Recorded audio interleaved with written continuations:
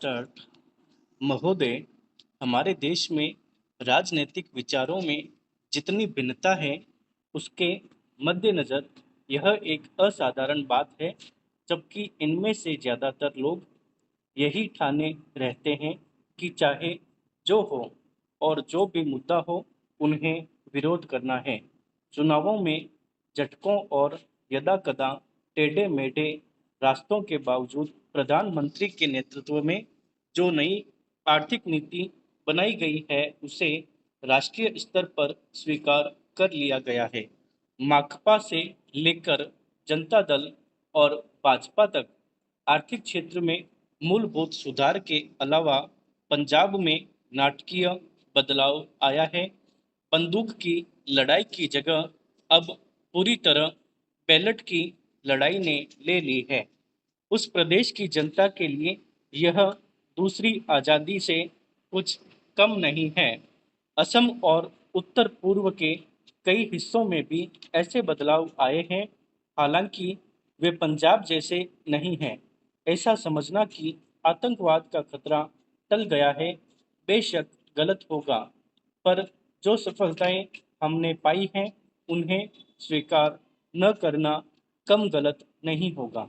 पंचायत और स्थानीय निकायों के चुनाव कराने को भी साधारण काम नहीं समझा जाना चाहिए। इस कदम से महात्मा गांधी के सपने और दिवंगत राजीव गांधी की लोकतंत्र के लिए प्रतिबद्धता फलीभूत हुई है। यह संविधान की अपेक्षाओं के अनुरूप लोकतांत्रिक क्रांति को आगे बढ़ाने का प्रतीक है। इससे हमारे राष्ट्र का लोकतांत्रिक आधार मजबूत हुआ है। हिंदुत्व के घटते उन्माद का ध्यान रखना भी उतना ही महत्वपूर्ण है।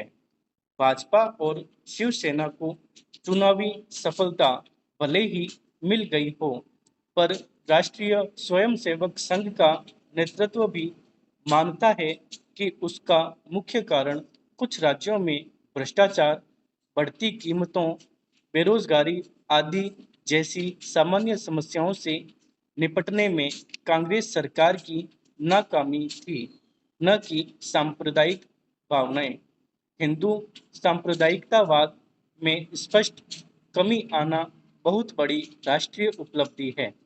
इन सबसे महत्वपूर्ण है सार्वभौमिक मामलों में भारतीय व्यक्तित्व का फिर से उभरना। इसके आयाम हमारे विदेश संबंधों में आर्थिक अंश की वृद्धि से कहीं अधिक है। चीन से संबंध लगातार सामान्य होते जा रहे हैं। भारत ईरान संबंध फिर कायम हो गए हैं। इसी तरह दक्षिण अफ्रीका के साथ परस्पर लाभ के सहयोग की नई संभावनाएं बनी हैं। अमेरिका और अन्य विकसित पूंजीवादी देशों से सहयोग बढ़ाने की दिशा में समुचित ध्यान दिए जाने के बावजूद किसी भी मसले पर हम नहीं झुके हैं। समर्पण की बात तो दूर है, इसमें आर्थिक संबंधों के महत्वपूर्ण स्वरूपों के अलावा रक्षा का क्षेत्र भी शामिल है। इसका सबसे ताज़ा उदाहरण है परमाणु अप्रसार संधि के मामले में हमारा अपनी नीति पर कायम रहना, जबकि इसके लिए हम पर कई दिशाओं से भारी दबाव डाला गया। गुटनिरपेक्ष आंदोलन को नई नीति देने के प्रयास भी चल रहे हैं।